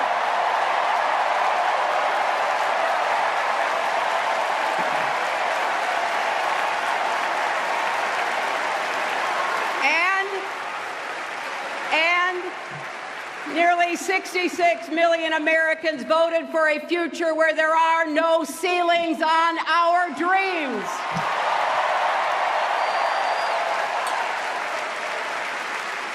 And afterwards, we refused to give up on America. Millions marched, many ran for office. We kept our eyes on the future. Well, my friends, the future is here. This is the speech Kamala should have been given. I wish my mother and Kamala's mother could see us. They would say, keep going. Shirley and Jerry would say, keep going.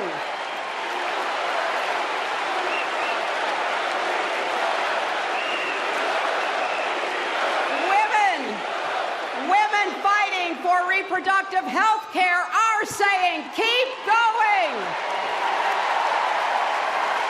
Families building better lives. Parents stretching to afford child care, young people struggling to pay their rent. They're all asking us to keep going. So, with faith in each other and joy in our hearts, let's send Kamala Harris and Tim Walz to the White House.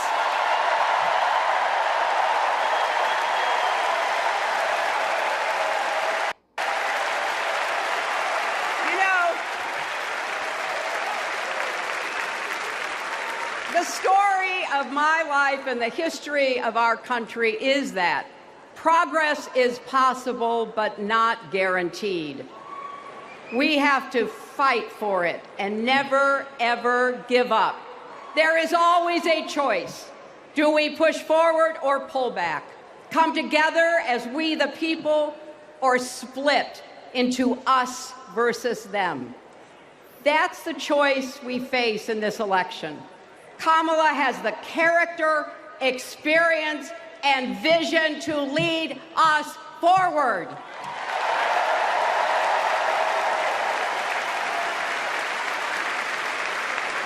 I know her heart and her integrity. We both got our start as young lawyers, helping children who were abused and neglected. That kind of work changes a person. That's why I always tell y'all, everybody that you know on television, whether they're an anchor person, they sit at the news desk, they're in the field, they're in politics, they're work in some, they all have a law degree. So you need to start telling your children, bring me a law degree or I bury you 6 feet under. We got to stop just letting our children just, we don't have the luxury as a people. The society isn't even geared for us to just be whatever we want to be. I just want to be a free flower. I just want to float through life and be creative. And I'm just going to, you need to know. You need to have something that turns into a coin. This is why when Africans come here or go anywhere, they have educations that are specific. You understand? That are going to be niche in demand, high paying, and prestigious. So you think they come here and they give them money? No. They got to have money when they come here and they got to show they got the money. But more than that, they come here, but they also have unity. They network. You understand? I told you recently about some Kenyans that were living in a park. They were homeless. But the Kenyans that were in the park were electrical engineers, structural engineers, accountants. They were in banking. They were homeless in a park in America. You understand what I'm telling you? And then there were a Kenyan organization who had set up a thing to help homeless people, these homeless Kenyans in this damn park. I'm just saying, law degree, damn it. Law degree, because you can do so much with it. A law degree, a law degree, a law degree. Kids stay with you. Kamala carries with her the hopes of every child she protected, every family she helped, every community she served. So as president, she will always have our backs, and she will be a fighter for us. She will fight to lower costs for hardworking families, open the doors wide for good-paying jobs, and yes, she will restore abortion rights nationwide. See, that abortion rights stuff. There it is again. And it always gets the biggest applause from the sheeple, you know. I can't.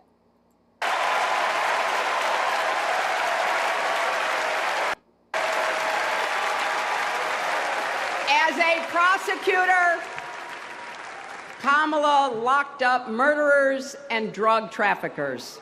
She will never rest in defense of our freedom and safety. Donald Trump fell asleep at his own trial, and when he woke up, he made his own kind of history, the first person to run for president with 34 felony convictions. And that, to me, is just like disrespect right in our face, because we know brothers and sisters right now who have some petty felony, because they make everything a felony for us, just living life and making a mistake, felony, just to get you caught up in the system. But you can't get a job at Walmart. Oh, you can't pass a background check. You can't get an apartment. But your fat ass can run for president. while being a felon. Just like years ago, they took down one of my videos on my old channel, my 23,000 subscriber channel, because I did a video showing you, breaking down every state where what was the condition of marijuana. Was it medicinal? Was it legal? Was it recreational? I broke down every state. And then I also illustrated to you how they had said it such that if you even had a felony, you couldn't even work in a dispensary. And it used to be that this is an herb that came from us. All growing up, how many white people, hey man, where's the weed at? Where's the bud? They didn't even know where to get it. Now they run billion-dollar industries, while many of our brothers and sisters languish in jail for personal use, just like a roach that they found in the car, and sometimes it's been planted. You know, we should be up in fucking arms about that shit. Like, the issue with Gaza and Palestine is definitely major, as is the DRC and all those things. But we should be in the streets as black people saying, we will not have a fucking felon be allowed to run for president in this bitch as long as we stand. And we will attack the fucking Capitol if we have to. Because that's the type of shit you attack the Capitol for, not this dumb shit they were doing. How can you be a felon and still be on the ballot of every state in the damn country, when literally people can't get a place to live or a job because they have some dumb felony that's not nearly as consequential as anything that he has done? It's white hypocrisy and privilege at a level that makes me vomit.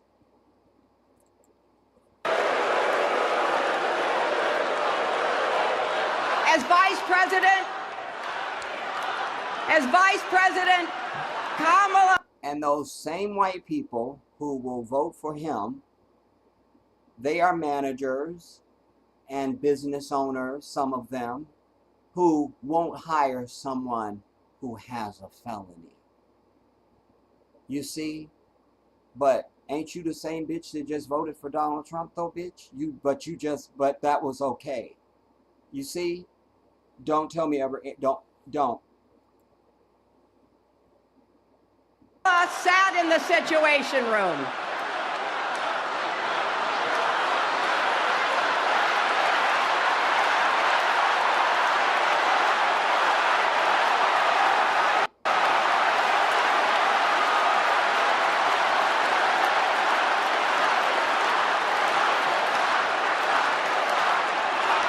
If you want to lock him up, he shouldn't run. We also know, as Vice President Kamala sat in the Situation Room and stood for America's values. I know what it takes, and I can tell you, as Commander-in-Chief, Kamala won't disrespect our military and our veterans.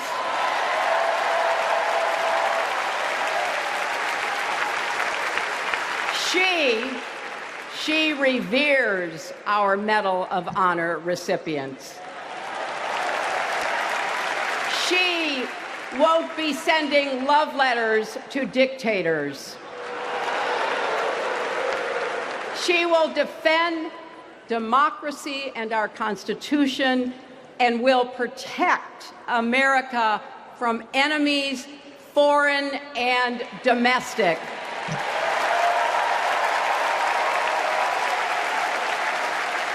Think about it.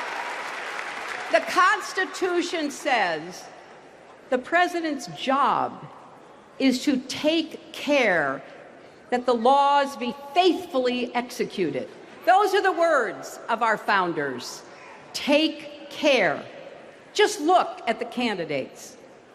Kamala cares about kids and families, cares about America. Donald only cares about himself. On her first day in court, Kamala said 5 words that still guide her. Kamala Harris, for the people. That is something that Donald Trump will never understand. So it is no surprise, is it, that he is lying about Kamala's record. He's mocking her name and her laugh. Sounds familiar. But we have him on the run now.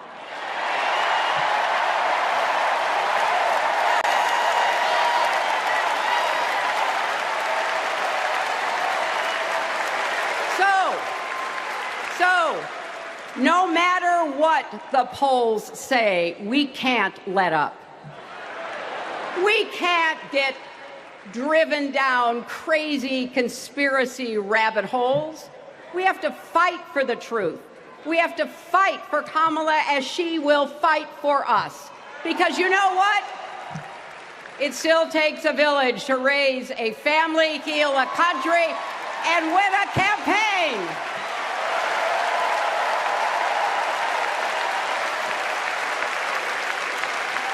And America needs every one of us, our energy, our talents, our dreams. We're not just electing a president, we're uplifting our nation. We're opening the promise of America wide enough for everyone. Together, we've put a lot of cracks in the highest, hardest glass ceiling. And tonight, so close to breaking through once and for all, I want to tell you what I see through all those cracks and why it matters for each and every one of us. What do I see? I see freedom. I see the freedom to make our own decisions about our health, our lives, our loves, our families.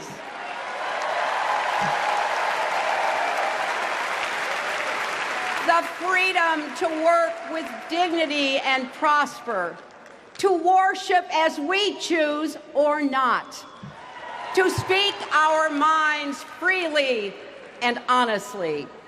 I see freedom from fear and intimidation, from violence and injustice, from chaos and corruption. I see the freedom to look our children in the eye and say, in America, you can go as far as your hard work and talent will take you, and mean it. And you know what? On the other side of that glass ceiling is Kamala Harris raising her hand and taking the oath of office as our 47th President of the United States.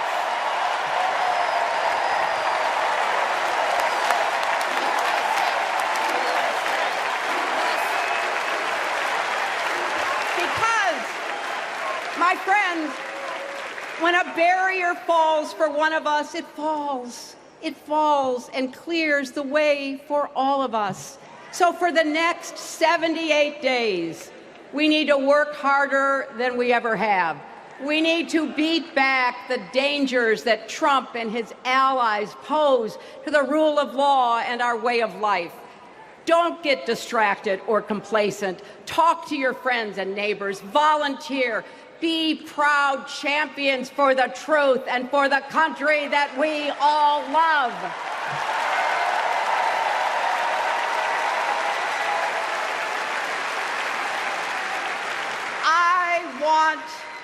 I want my grandchildren and their grandchildren to know I was here at this moment, that we were here, and that we were with Kamala Harris every step of the way. This is our time, America. This is when we stand up. This is when we break through. The future is here. It's in our grasp. Let's go win it. That was a speech. That was a speech. That was a speech. And millions of others dream bigger, not just again, because of who she was. Michelle Obama thing that I presented for you. Now, Tell me why we needed this at all. But because of who she fought for.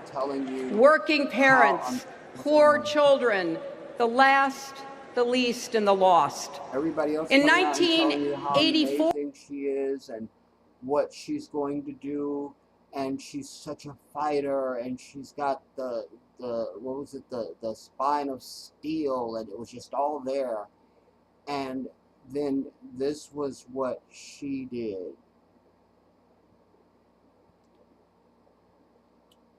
That no one understood. This is from CNN.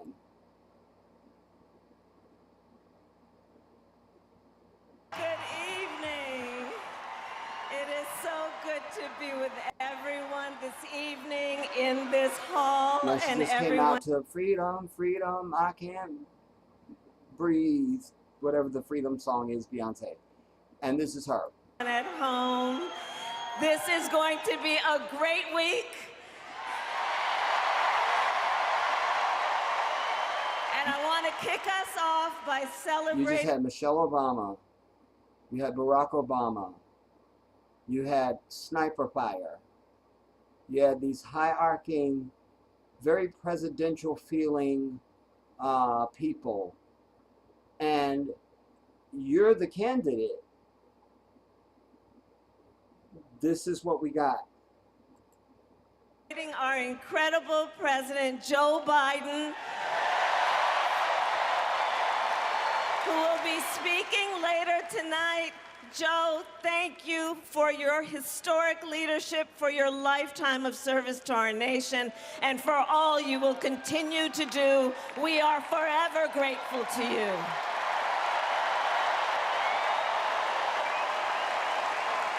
No policy of our own. Thank you, Joe. And looking out at everyone tonight, I see the beauty of our great nation. People from every corner of our country and every walk of life are here, united by our shared vision for the future of our country. And this November, we will come together and declare with one voice, as one people, we are moving forward. With optimism, hope, and faith, so guided by our love of country, knowing we all have so much more in common than what separates us. Let us fight for the ideals we hold dear, and let us always remember, when we fight, we win. God bless you. God bless the United States of America. Good night, everyone. The jubilant Vice President Kamala Harris making something of a surprise entry in this arena, the United Center, and the... I don't know, is she going to do, was there another night? Is she going to do knowing another we speech? all have so much more. And also, the optics were bad. There she is holding a handheld mic. It should have been behind the podium. She's the Vice President of the United States right now. It should have had the seal of the president, the seal of the Vice President of the United States. She should have been standing behind a podium like everybody else did. And she should have delivered something serious, not just come out like some cheerleader and thank you, Joe. And it was a missed opportunity. Like, I should be an advisor for these people.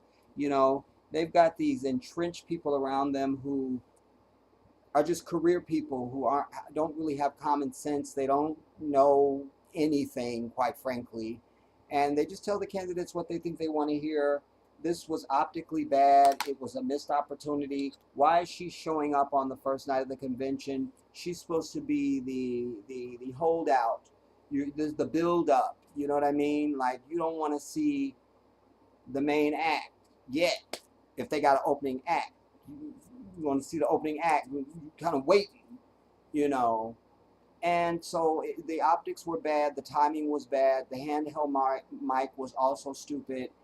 She didn't do anything, she didn't feel presidential, her tone was too giddy. You see how Hillary Clinton was able to strike that femininity, She was able to be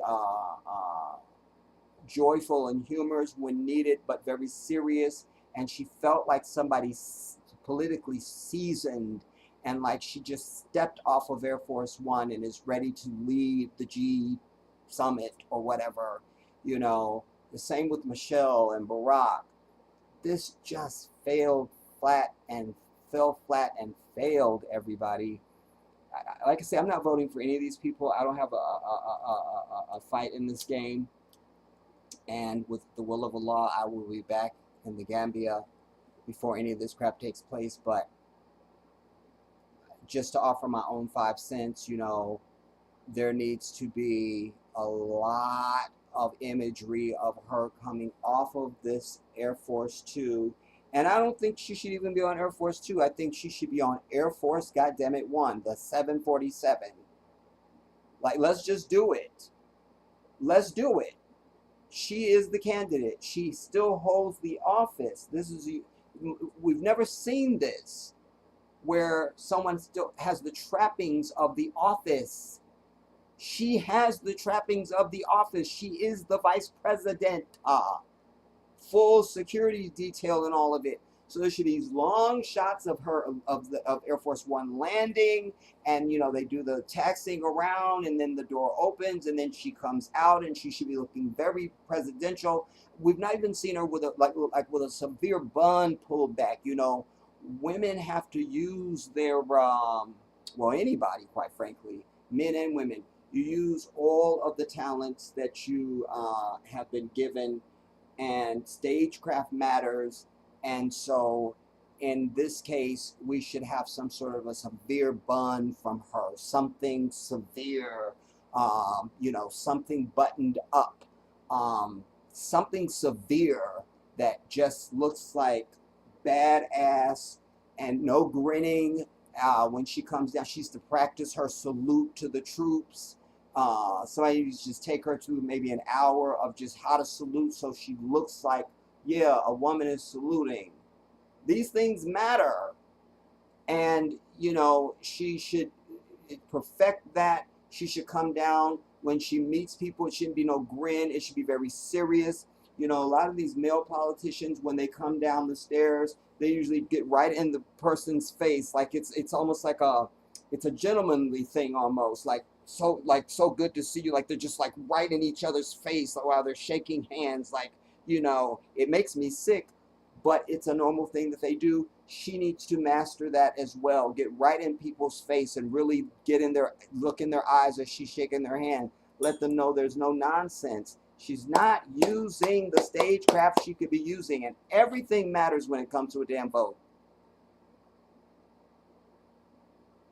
November 5th, it's going to be Trump and his family once again doing the perp walk, because they didn't expect to win yet again, and there they come. Watch. And I'll be there to do I told you so. Because whiteness is first amongst white people. And Malcolm warned us of the white liberals. Just because they're liberals don't mean they're not the same as these other demons over there. They think the same. They're the same people. You understand? The same. The same. The same. The same. I also want to remind everybody, if you didn't hear it in my previous videos and my announcements, there is no issue with the Cash App. I went through, this is my, I hate to use Michael Jackson's words because they ended in death for him, Rahim of Allah, but this is it. This is the final curtain call. This is the final curtain call, because I'm sick and tired of talking about it, and I'm sick and tired of begging everybody. It takes a lot out of me. But I went through Cash App and learned how to go to previous donors and send you a request. Could you please donate? That was me. And somebody, I feel like it was Black Beauty. It could have been, it was one of my queens. I can't remember. Wasn't sure that it was from me. didn't know if it was some sort of a scam. I'm here to say, as I sit here in front of you in person, it is from me. It is from the Jedi. My Cash App, I'm in a red shirt and a black do-rag, because what else do I wear? Wait, I'll show you. I'll show you. So that was me. So when you receive the request, I'm asking you one more time to dip one more time and give whatever you feel like you can give in your power, everybody. It's our last curtain call. This is it. How do I get to my image?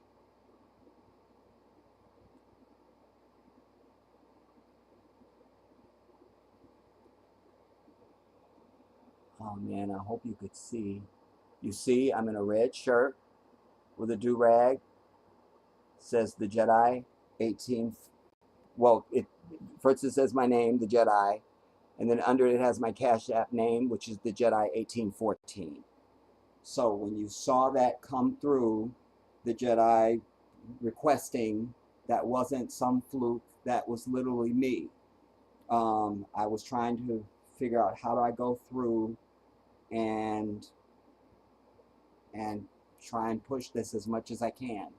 So give whatever you can.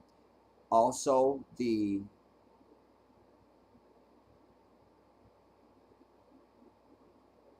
link for the GoFundMe, if you feel more comfortable giving on GoFundMe, you can do that. Know this also, everybody, GoFundMe, listen, there's a lot of misinformation out there. You cannot scam somebody on GoFundMe, goddammit. When I set up GoFundMe, they literally have my passport picture, the page that is the main one that has all of your bio data. They call it biometrics, bio something. They have all that. They have my state ID. They got my home address. They know me. They can come to my house. Do you understand what I'm telling you? So fear not. Fear not. Fear not. Fear not, fear not, fear not. And as I said to you in one of our last sittings, ignore the total that you see on the GoFundMe, because most people have given by Cash App. This is the new way to share money, everybody. It's completely safe. It's not a problem.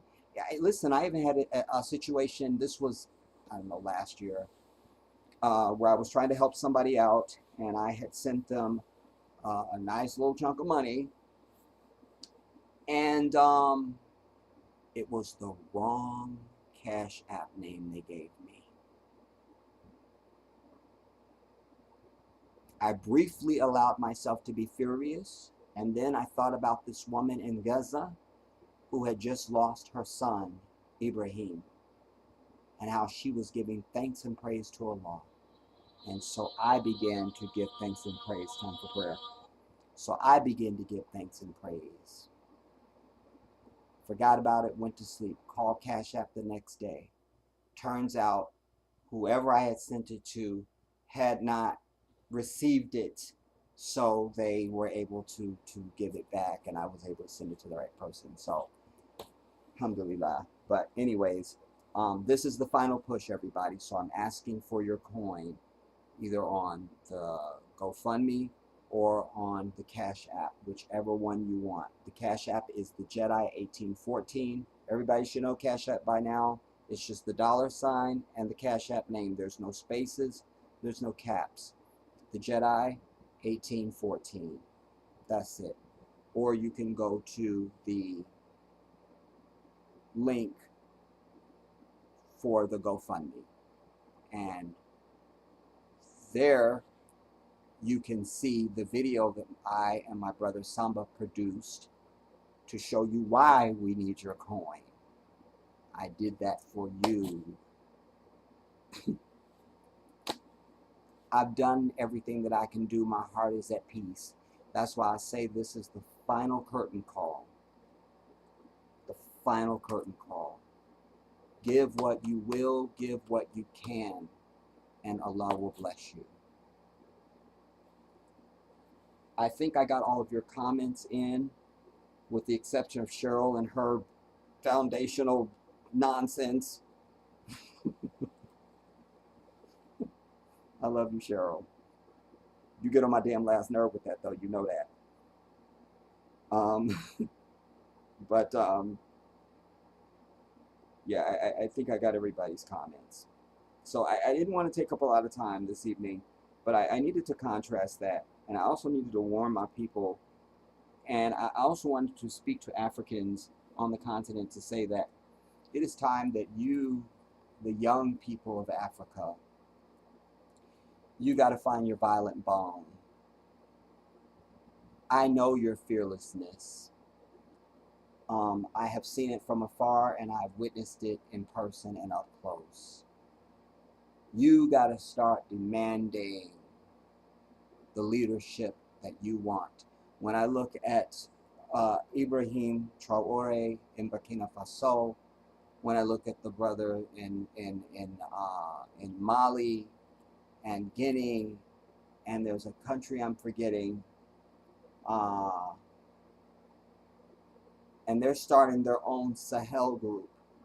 You know, they're over this white devil, but most importantly, it's important now for continental Africans to begin to understand that the white man is the cause of all of the problems in Africa and across the earth. The white man is why you still have francophone countries. The white man is why you don't have your own currency. The white man is why you don't have your own manufacturing in your own countries. Why they're calling you poor countries when you have nothing but riches underneath your feet. Everything we just did this evening is on technology that would not be possible without the minerals that come out of the Democratic Republic of Congo. Congo alone should make Dubai look like a thrift store. It should look like some outpost, some ghost town where no one would want to be. You must begin to understand that what we know as Africans in America, the white man is the devil. And no matter where they go, they take over and they rule and they run. You got to be over their grin. Stop dancing when they come to your damn country. I'm sick of y'all dancing. No more dancing. Unless it's for other African people. No more dancing. And you got to start holding them accountable. And you got to start storming some stuff. You understand? And your current leaders, if they will not give you the things that you deserve, they got to go. By any means necessary. Because you're a young continent. You're young. Young. You got to get these old people out of the way that don't have righteousness on their heart. You got to have younger leaders who are interested in Africa first. It must be Africa first. Stop thinking that you need some relationship with the West, or that in order to survive, we have to have other relationships. When you build it, they're going to come. You understand? I don't care who it is. If people need apples, if you got an apple tree, they come into your yard, they coming. So Africa holds the best land, the best minerals. They're still finding gold deposits in where is Yosemite at? Uganda, I think it is. And they found more in Burkina Faso, and they're finding, you know, and then the uranium, and just every day they're finding more and more deposits of stuff that America does not have and the West does not have. Africa can shut white people across the earth completely down. Why are my brothers in South Africa, why are you even still negotiating for equality and a place in your own damn house with a stranger who doesn't belong there at all and should have been evicted and exterminated a long damn time ago? I'm sick and tired of it. So it's time for young Africans to rise up, organize, unite. Get a strategy. Decide what it is that is best for Africa. You understand? Because all this, we don't have a job and we're living in shacks and we can't, you don't need to be doing any of that. You have enough resource in every country in Africa to be living like kings and queens. To have whatever you want, drive the best whatever. And to my brothers in Ghana, stop thinking, and not just Ghana, but many other African countries, Nigeria, stop thinking you got to be driving a goddamn Toyota.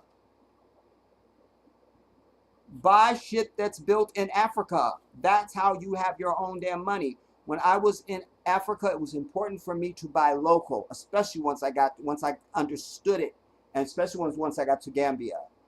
So even I just went in to buy a cold drink someplace, and I'd see something, I'd go, wait, is this local? And they go, no, that is not local. All right, I don't want that. I want what's local. Do you understand? Africa is so important for all of us because their agenda is to take over the world, and they know that Africa has everything that runs the world.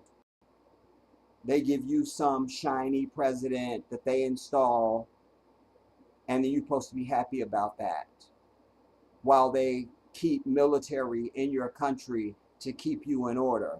No foreign militaries in your damn countries. That's got to be out. You understand?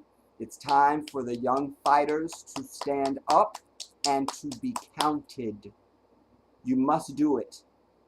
We know these people like you don't have to.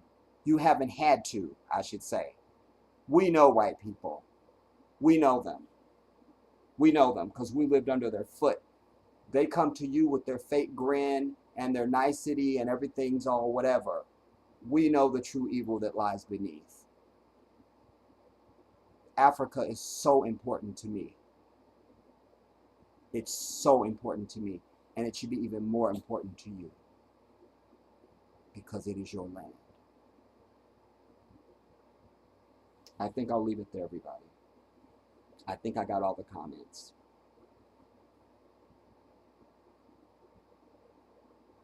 Yeah. I feel like I got everybody. Yeah. Inshallah, we'll be together soon. Everybody, today is, I don't know what day it is.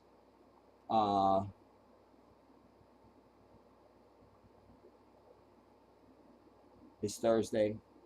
So we should, inshallah, we'll be together over the weekend. God willing. That's my intention. That's my intention. Meanwhile, give what you can, everybody. I'm depending on you. This is the final curtain call. I love you all, and I'll see you soon. This is the Jedi.